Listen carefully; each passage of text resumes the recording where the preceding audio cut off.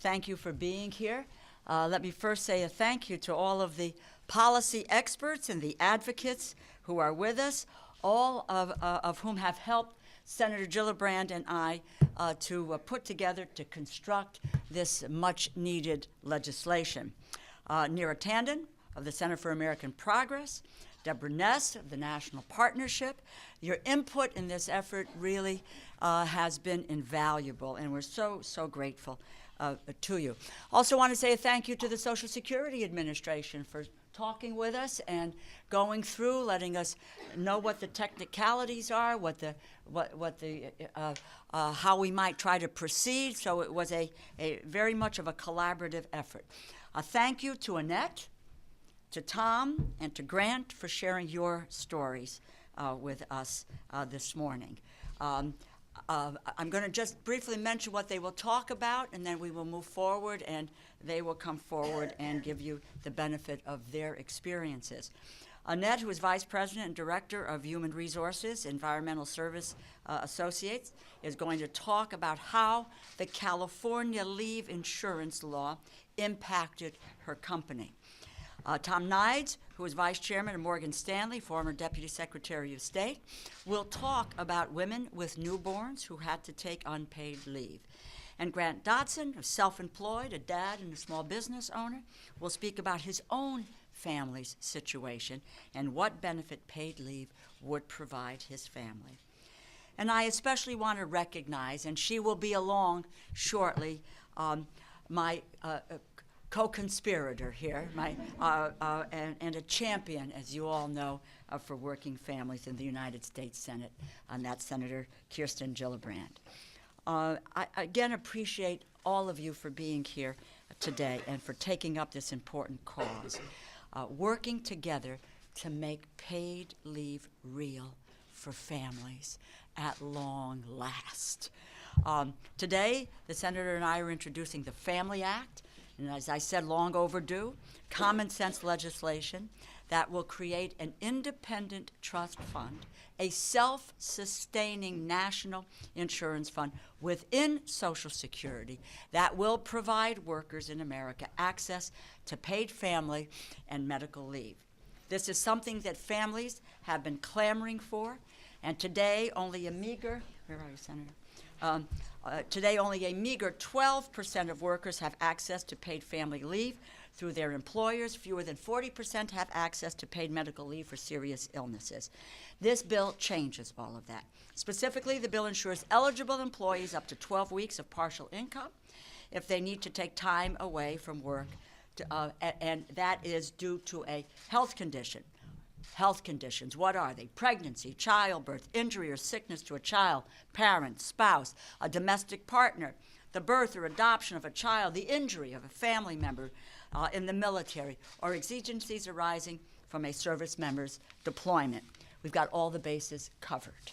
This will be funded by both employee and employer payroll contributions, 0.2% of a worker's wage each. That's 2 cents each for every $10 of wages.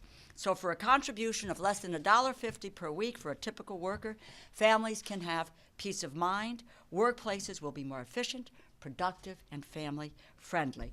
The fund will be administered by a newly created Office of Paid Family and Medical Leave at the Social Security Administration. Let me just repeat again, this is self-funding. It does not impact the Social Security Trust Fund or the Social Security Disability Fund. Payroll contributions would cover both insurance benefits and administrative costs, and because eligibility is based on Social Security disability, this fund would cover workers in all companies, no matter their size. The insurance fund idea is law in California, New Jersey, and Rhode Island. It's working there for families and businesses alike, and the need now is to make sure that it is national. America's been waiting a long time for this kind of a solution. It was 50 years ago when President Kennedy signed legislation for the Commission on the Status of Women. He called for enacting paid maternity leave. 50 years is a long time. We've waited a long time. Now is the time to get this done. We are the only advanced economy that does not guarantee paid leave. Family and medical leave, which became law 20 years ago this year. Hello, Judy Lichtman. How are you? This is very good. A good first step. It's been used 100 million times by men and women who need time for their families. But FMLA is unpaid. 8 out of 10 eligible workers cannot afford to take it. Women still make up almost 2/3 of this number, and we need to ensure access to paid leave. I'm going to conclude by telling you a personal story. Some of you have heard this. I can attest to the benefit of this legislation. In 1986, I was chief of staff to then Senator Christopher Dodd of Connecticut. I was diagnosed with ovarian cancer. I was lucky. The doctors caught it by accident in an unrelated medical visit in stage 1. But I needed time. When I went to see the senator to tell him that I was going to be hospitalized, I didn't know, quite frankly, when I was coming back or whether or not I was going to get back. And he just looked at me. I was chief of staff. I was about to take a leave to do the campaign. And shortly after he announced for his second Senate term. And he said to me, Rosa, he said, you just go get yourself well. He said, your job is here. And this campaign doesn't start without you. This is a man who authored the legislation, but who lived the legislation before it became law. That's the opportunity that I had. That ought to be the opportunity for everyone in this nation, not to have the fear of the loss of job and security, because through no fault of their own, they have become ill or they have other medical concerns in their lives.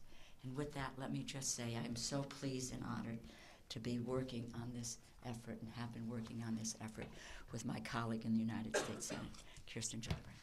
Thank you, Rosa.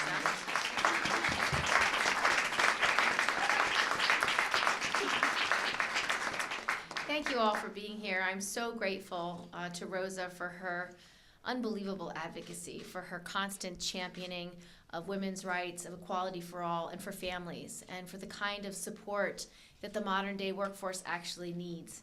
Rosa is an unbelievable champion, and I feel privileged that I get to work with her.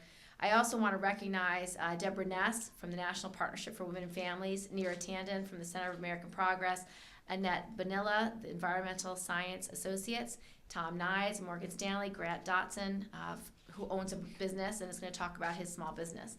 So I just want to thank you all for the collective efforts every single person here has made to make this piece of legislation a reality. As we are looking for ways to help the economy grow, as we're looking for ways to untap potential within our economy and throughout our country, the answer is very simple. You have to empower nearly 50% of the workforce. The women of the workforce need to be able to reach their full economic potential if you ever expect America to reach her economic potential. So it means that every woman who wants to be working can be working, and every woman who wants to be in the workforce earning a paycheck can earn that full paycheck. And for anyone here who's ever had a baby, for anyone here who's ever had a family member who was gravely ill, you know how important this flexibility is. You know personally that aching feeling you feel when you can't be in two places at once, when you actually can't meet the needs of your loved one or your baby, but you also have to meet needs of your employer. And that is what this is all about. It's about meeting the needs of our economy, our workforce, and our families. No worker should have to choose between their loved one and their employer, doing their best as a mother or as a child and doing their best as a worker. We can find the solution that makes it possible for them to do both well. So we need to make sure that this protection is in place, because the reality is if a woman does need that flexibility for a baby or for her mother who's dying and can't get it from her employer, too often she will have to come out of the workforce, either quit that job or work less hours or not be up for a promotion. She will diminish her possibility and her employability because she needs that flexibility. And too often, when the woman takes that time off or somehow sidesteps her current career path, she loses out on opportunity. She loses out on potential pay, potential promotion, and that's why our economy hurts because of it. So we need to make sure that we can put in place paid family medical leave, because we have to keep some of the most highly skilled and hardest workers in the workforce. Without it, we lose them. This is not a Democratic idea. It's not a Republican idea. It is a common sense idea that focuses on America's strongest asset, our people, our workforce, our entrepreneurs. So we have to change our policies to reflect that so much of our workforce are women, and that our families are an important component of how women do in the workforce. Now, the Paid Family Medical Leave Act that we have today is obviously unpaid. It has job protection for serious health events, but only about half of the workforce even qualifies for this unpaid leave, and many more actually just can't afford to take the time off. In fact, only 12% of workers in the U.S. have access to paid family leave through their employers, and less than 40% of all workers have access to personal medical leave through employer-provided temporary disability insurance. So Congress can and should do much more to support these families within the workforce, and so we should expand paid family medical leave. Now, this legislation, as Rosa described perfectly, is self-funded. It doesn't add one dime to the deficit. It's modeled after successful state examples all around the country, and it just works by establishing an independent trust fund supported by the employee and the employer, contributions of a very small amount of the wages. For the average employee, it's the cost of a cup of coffee a week. Wouldn't you want to invest the cost of a cup of coffee a week to have this flexibility? And as an employer, wouldn't you want your employees to have this flexibility so that you can retain your best workforce?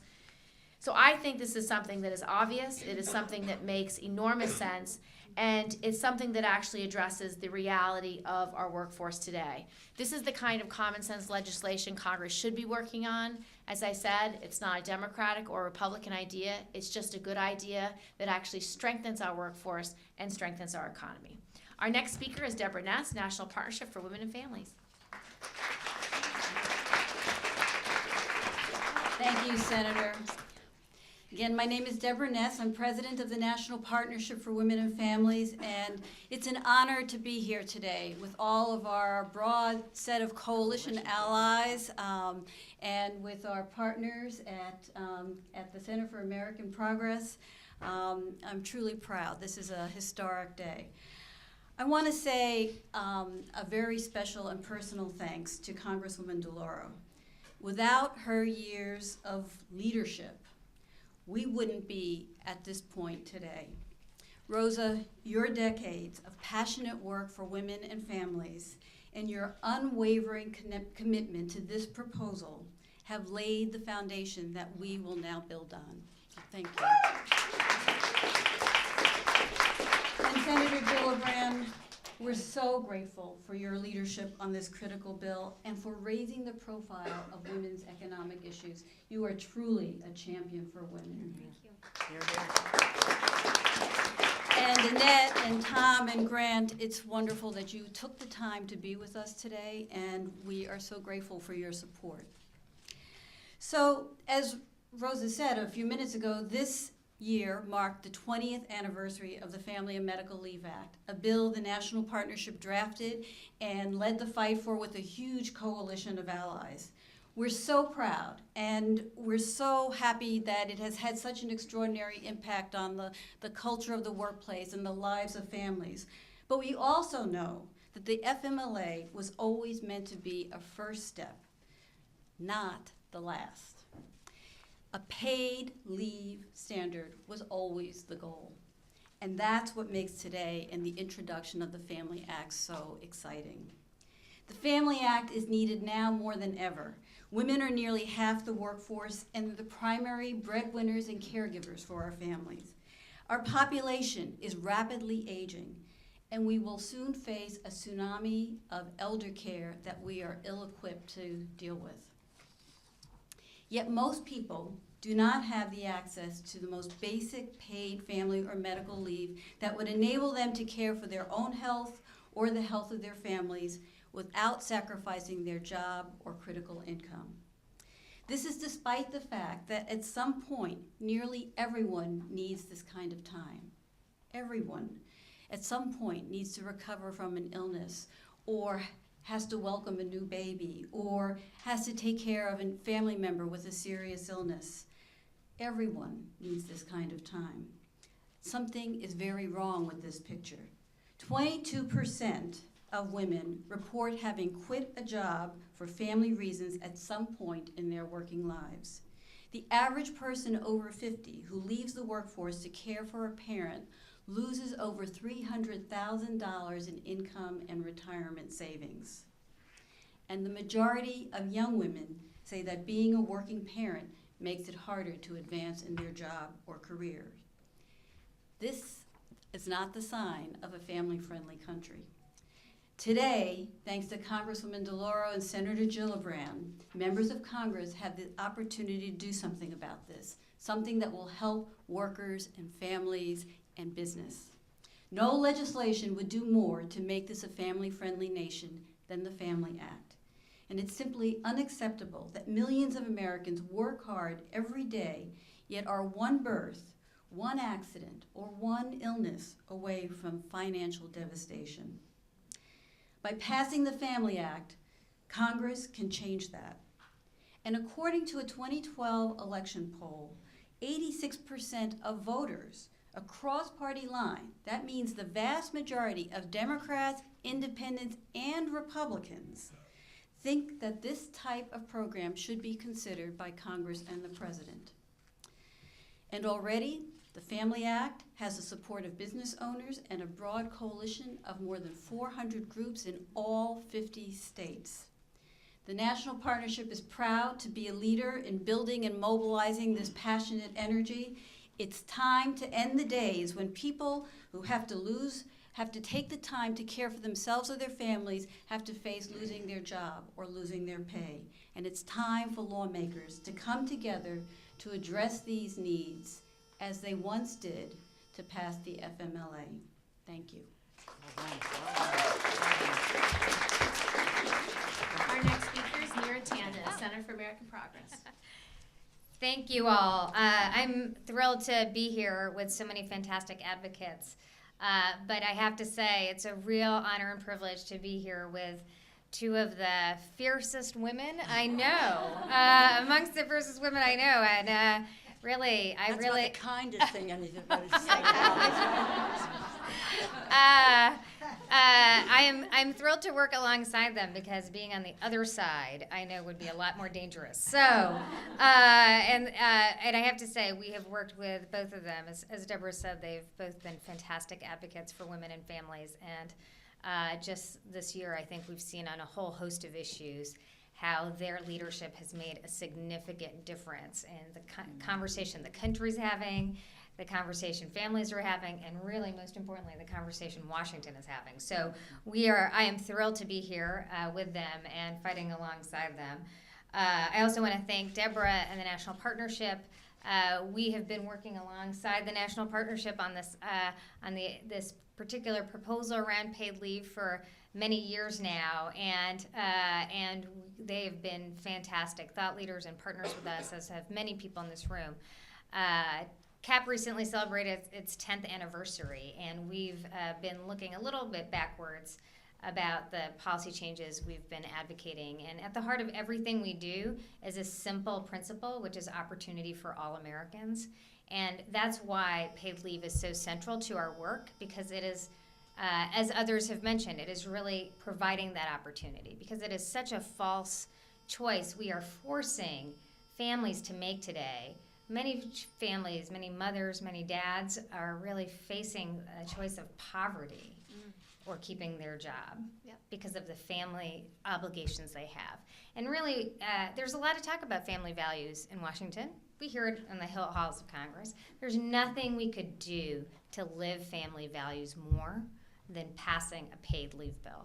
And that's why we're so thrilled to be here. Because as Senator mentioned, as the Congressman mentioned, it's not just that it's the morally right thing to do. It's, as we like to say at CAP, it's the economically right thing to do. It's the thing that will make us more competitive.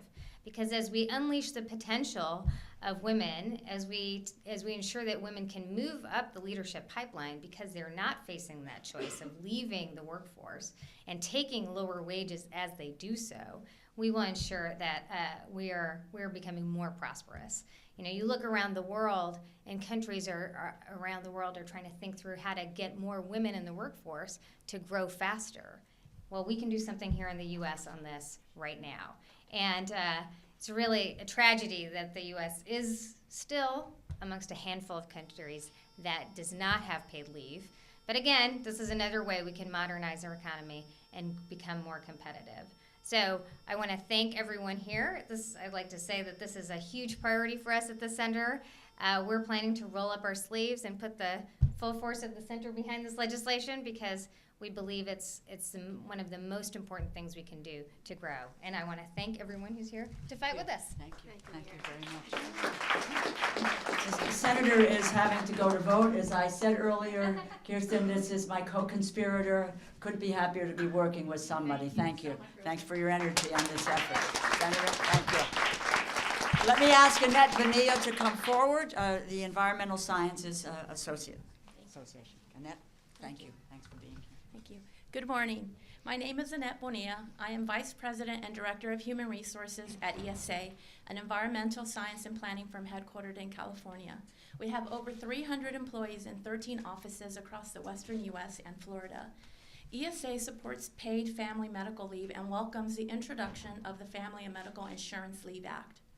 Today I will base my comments regarding the Family Act on my experience, first as a senior HR professional, second as an employer in California, where we have been implementing a family leave insurance program since 2004, and third as an employer with staff in other states across the country who are not covered under a family and medical leave insurance program. As an HR professional, I truly believe our employees are our greatest assets and support policies that benefit them and their families. Support of the Family Act provides both a human case and a business case as it results in higher productivity and retention.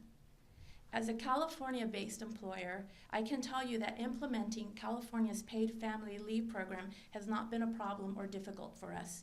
Our company's experience is echoed by a survey that asked 253 California employers about their experiences with family leave insurance. According to the study, 9 out of 10 employers in California report either positive or neutral effects on business operations. As a business, we must be attentive to the bottom line. As opposed to an employer-paid leave package, a publicly administered program ultimately saves us money. As an employer with employees in numerous states, we welcome a federal standard that would be achieved through the Family Act. We can't afford to buy supplemental coverage to provide all our employees benefits equivalent to those available in California. We see the difference between employees in California and other states. Our California employees have lower levels of stress because they are able to take the time away from work to attend to their health and caregiving responsibilities. Our employees in other states seldom take that time necessary to address their personal family needs or health issues. And when they do, they tend to return to work prematurely, which adds to their stress level, affecting productivity and ultimately the bottom line. I hope I will be able to answer questions for you on how my experiences as an employer in California and other states affects our employees in Florida, Washington, and Oregon. At ESA, the well-being of our employees is our top priority. We attribute much of our success to having a capable and loyal workforce, and that's at least in part a result of how we treat our employees. The Family Act will make it easier for us to do what's best for all our employees nationwide, and we think it will do the same for other employers. I am pleased to be here today celebrating the introduction of this important piece of legislation. I hope that Congress will have serious debate about family and medical leave insurance. Thank you. Well done. We're certainly going to use you as a resource to answer those questions. And that, I'd love to introduce to you Tom Nyes, who's Vice President of Morgan Stanley. Tom?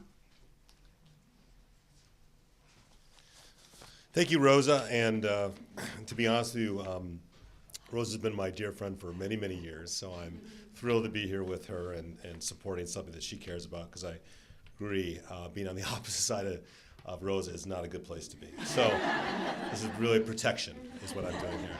Let me also thank the people from CLASP and the Center for Law and Social Policy for inviting me here. I was immediately said I'm all in, because I fundamentally believe this is the right thing to do. And more importantly, from a business perspective and from a public policy perspective, I think it's the right direction that we need to go as a country. I want to say that Judy and I have worked together since we were children. I was 12 working on Capitol Hill. She was 11. And so we've been working on these issues for almost 30 years. So I am always pleased to see her on the same side as an issue that I am. I came here for a couple reasons, beyond Rosa. Number one is I'm a father of 2 kids, and I have a working wife who works full-time and has worked full-time since the moment I met her.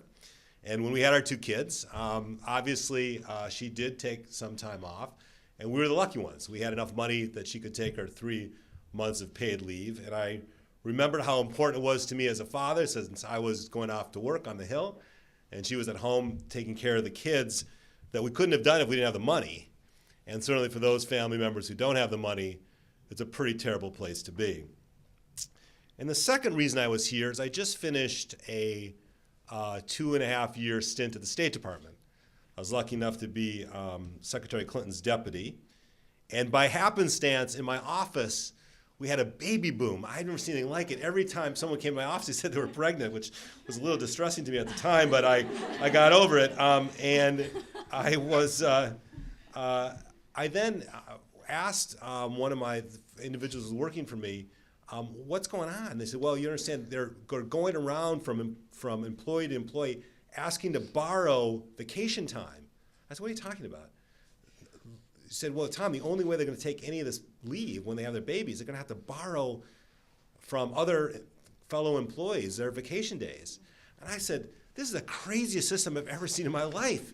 Who does this? And I realized we all do this because it's the only way they're going to get their paid vacation time.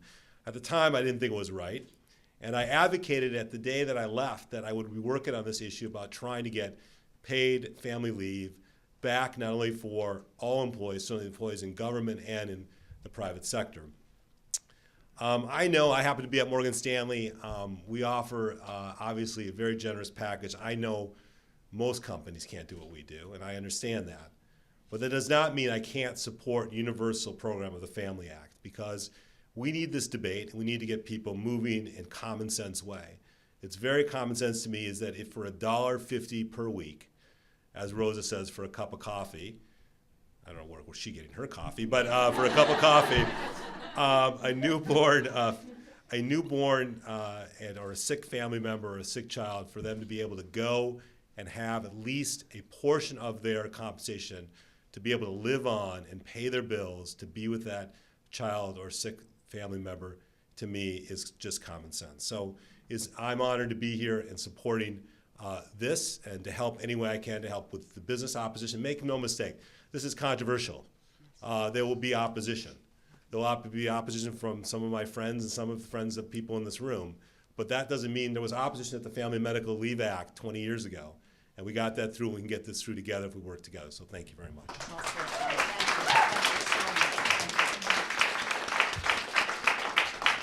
Beautifully said, and both of your experiences really can help to bring to bear on how we can move this bill forward. Thanks so much for being here. He is a dear friend, and we mostly agree. We mostly agree. And it's a pleasure to introduce to you Grant Dotson, who's in the photography business. He's the owner of a business, self-employed, and a dad, and from Georgia. Grant, please come. Thank you. Hello. I'd like to start by thanking Senator Gillibrand and Representative DeLauro for introducing the Family Act, and I'd also like to thank Moms Rising for the opportunity to be here today to share my story and also why access to paid family leave insurance is so important to me as both a father and a business owner. I'm the father of 2 small children. 7 years ago, my wife and I launched our own business, in large part because we wanted to have the flexibility to be with our children when they needed us. For instance, just recently I was able to be one of the few dads in the room when my 3-year-old girl graduated from preschool for her first year. Most parents don't have that flexibility to schedule their work around their children, and even more alarmingly, often don't even have access to paid family leave to deal with important health needs of their families. We didn't. While we know how lucky we are to have flexibility to schedule our lives like that, we still face challenges as owners and employees of a small family business with no access to national paid family leave for extended absences. It's hurt us financially, put stress on our family, and hampered our ability to grow our business. That's why we're so excited about the prospect of the Family Act, which would have been enormously helpful when our children were born. Worries about cash flow often kept me awake at night, even during the joyous time of welcoming a new child to our family. When my wife gave birth to our second child, we were able to schedule time off and focus exclusively on the kids. But that precious family time took a lot of planning and a lot of sacrifice to make happen. We planned the pregnancy a year in advance to coincide with the slow season of our business and had to hope that things worked out the way we wanted them to. We still had to turn away a significant amount of work over a 4-month period in order to make that happen. We were lucky that our planning was successful and that we were able to set aside the money it took to make that happen. However, it only worked because we had 2 healthy pregnancies and 2 healthy babies. Any complications would have made it difficult to serve the clients that we had already booked for before that window and after that window of our planned family leave. In that case, we either would have had to sacrifice significant income at the time when we needed it most by hiring outside photographers to cover for us, or worse, given up clients entirely by canceling on them and severely damaging our reputation in the process. Even though our family planning did work out logistically, we still face financial hardships due to the lack of paid family leave. We had to search high and low for health insurance that didn't cost as much as our mortgage, and paid family leave could have given us the financial cushion to allow us to hire outside photographers and continue a regular rotation of clients and contribute to the economy during our 4-month break. Our struggles aren't unique. High unemployment rates are driving more young adults to self-employment. Despite the many advantages of self-employment, being an entrepreneur isn't easy. Our economy isn't set up to encourage entrepreneurial opportunities, and small business owners face financial risks that are compounded when we have to scale back our work due to medical or other family needs. National paid leave would be a lifeline for parents and family caregivers who are striking out and starting their own business. The Family Act covers workers in all companies, regardless of size, and spreads the cost of paid leave through a national fund, reducing the burden on small businesses. Having national leave could be the difference between a small business like ours continuing to thrive or going under during medical absences. It's difficult to build a business while raising children or while being a caregiver for a parent or spouse. If we want small business owners to be successful contributing members of our economy, we need to support policies that will clear away unnecessary roadblocks, such as being forced to shut down or turn away work in order to address family health needs. This is why I support the Family Act. My wife and I are grateful for the opportunities we've had to raise our children as we've been able to day in and day out, and for the comfort of knowing we can be there when health needs arise. With a little luck and legislation such as the Family Act, maybe more dads and moms can be in the room for all the important childhood moments in the future. Wow. Thank you.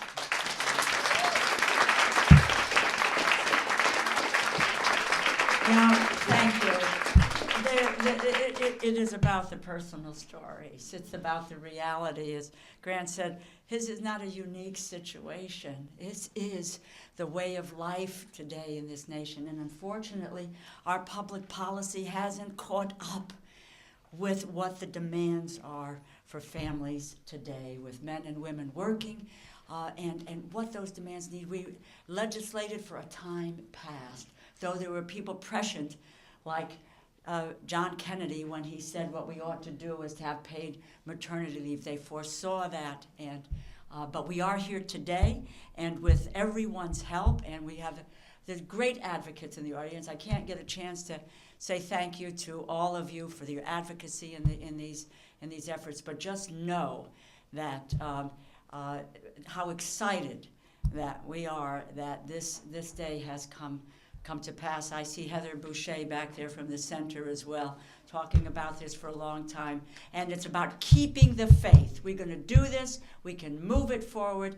And it is about family needs today and what we're going to do to make sure they have what they need for themselves and for their families to go forward. Thank you, and we're happy to answer questions.